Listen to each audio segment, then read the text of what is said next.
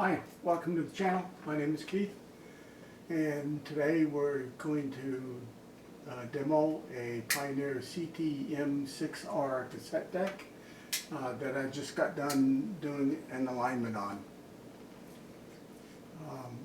I spoke a little bit about this cassette deck in a previous video. It's rather unique. It can hold 6 cassettes at once. It can record and play back in both directions. It is a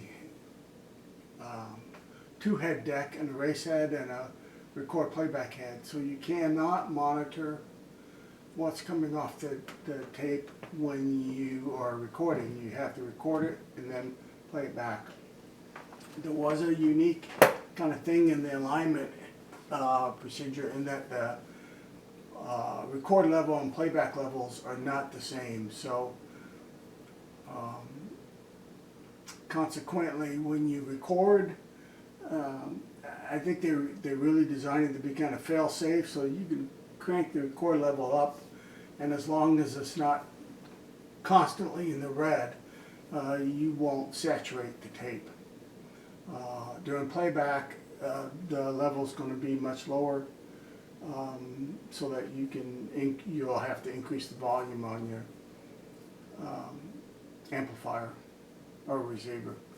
At any rate, that's the way it was designed, and that's the way they had you align it in the alignment procedure. So let's get cracking on showing you the features of this deck that I didn't talk about earlier. Okay, so the way we have it right now, it is sitting and it's got a tape in it, and the tape is not completely rewound. It doesn't matter.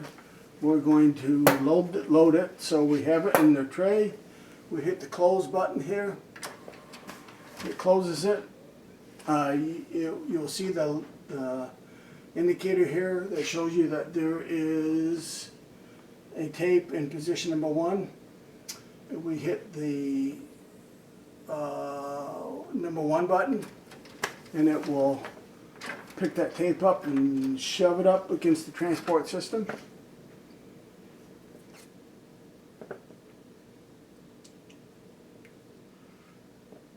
And it is there, and it's waiting for us to hit the play button.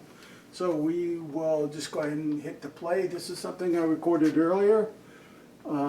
This is music that is in public domain. I'll put a link to the website where I got it from in the comments.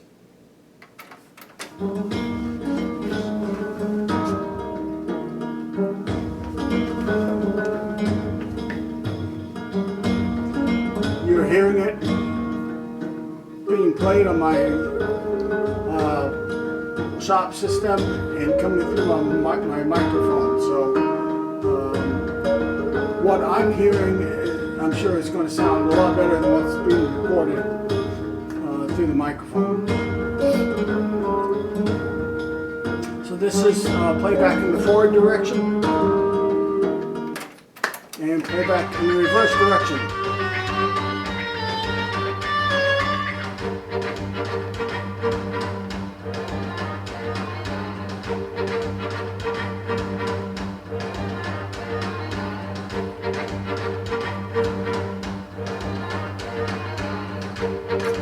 One of the unique features about this machine that is kind of nice is that you can have multiple tapes loaded in here in various stages, you know, at the beginning or at the end or in the middle. And there is a button over here called, it is rewind all rewind. So if I hit this, it's going to rewind the tape, and if there were any other tapes in here, then it would pull them in and rewind them all at once, and so it would essentially return all your tapes back to the beginning. So I'll hit the rewind.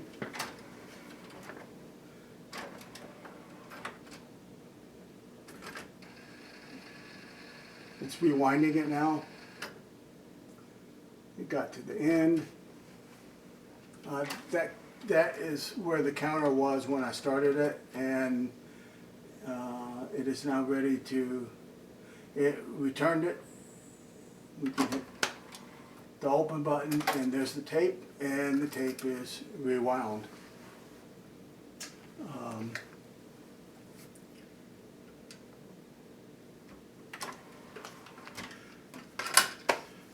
This particular model did come with a remote control.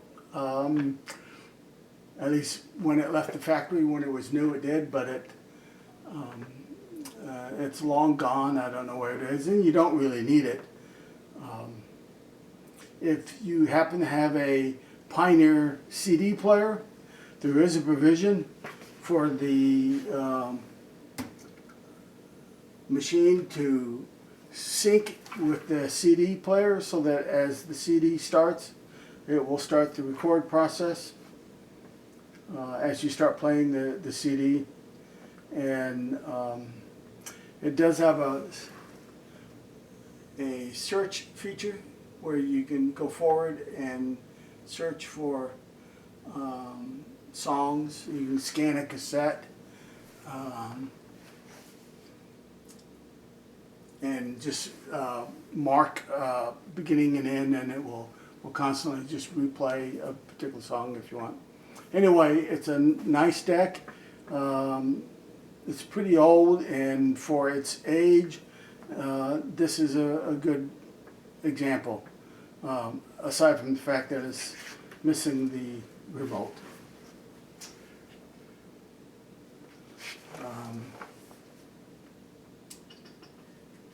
So that's the Pioneer CT-M6R cassette 6-tape cassette deck, and it was given to me by a non-profit organization that just wanted to make sure that it didn't end up in a landfill. And this will be placed on for sale on the local Facebook marketplace for Yellow Springs, Ohio. If you're interested in it and you don't live in Yellow Springs, then send me a message. I think I haven't decided yet, but I don't have much money into it, and it didn't cost me anything. So I'm thinking, well, I haven't decided on the price yet. So anyway, but it'll be less than $100. I know on eBay these machines are selling for about $260. So basically, I just want to recover the time I spent cleaning it and aligning it, plus the cost of the service manual for it. So probably no more than 50, but don't hold me to that until I get it posted. Okay, well, thank you, and if this is the kind of content you like, hit the like button, subscribe to the channel, and remember, the best way to keep your vintage audio equipment working is to use it regularly. Thank you, and take care.